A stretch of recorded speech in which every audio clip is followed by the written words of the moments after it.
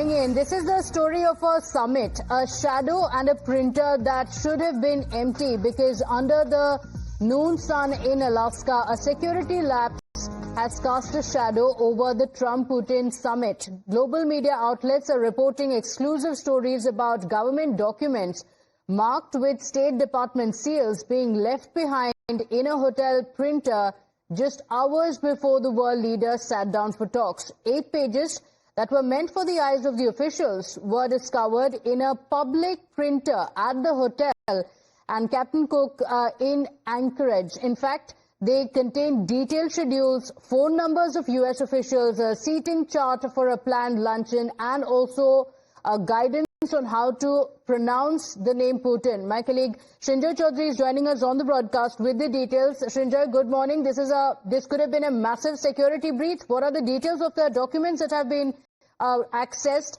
that show the details of the U.S. officials, including the seating chart that was planned, being revealed? Yes, a seating chart, how to pronounce names in certain manners, things like that. This is actually sloppy staff work. You should not leave behind such papers, but this is not classified material. Thankfully, it doesn't talk about what Trump said to Putin and what Putin was supposed to reply and so on. But nevertheless, this is something which should not happen. Why should seating plans, why should telephone numbers, pages referring to all of that be left behind? They should have been destroyed. That's the first thing. It is a clear sign, as I said, of sloppy staff work. This should not happen, and whoever is responsible for it is obviously made a mistake.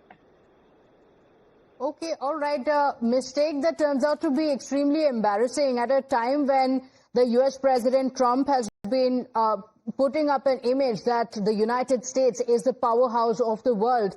And you have the Russian president visiting there, and that's when this has happened. In fact, the White House has also played down the leak, calling it nothing more than a multi-page lunch menu that was left behind. The State Department has also dismissed it as a distraction.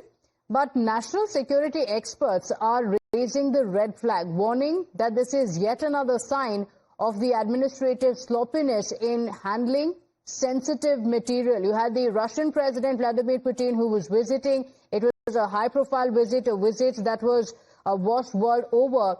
And at a time when the world was watching every move in the United States, the Russian equation, this lapse has raised some uncomfortable questions. And Srinjoy, not the first time, previously as well, we have seen when some of the messages of the top people in the United States had been leaked. That was embarrassing for the Trump administration, and now you have another embarrassment coming in.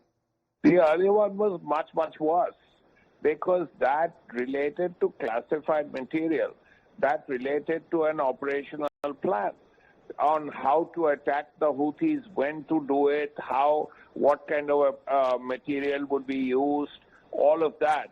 That was really bad because that meant that the world actually knew or had the opportunity to know how the American attack on the Houthis would take place before it took place. So that actually was unforgivable, which led to the resignation of the National Security Advisor. Now, what happens after this, we have to see what the White House or what the State Department does. But as I said earlier, to leave papers that relate to a summit between Putin and Trump, regardless of what it is, seating arrangements, pronunciations, all of that, it is still a lapse. It's very sloppy work, actually. Okay, all right, Srinjoy, thank you for joining us with those details. White House has, of course, tried to play it down, saying there were no important details that were revealed, but this is extremely embarrassing for the Trump administration. With that, it's time for us to slip into a quick break. Don't go anywhere. We'll be right back with the top headlines.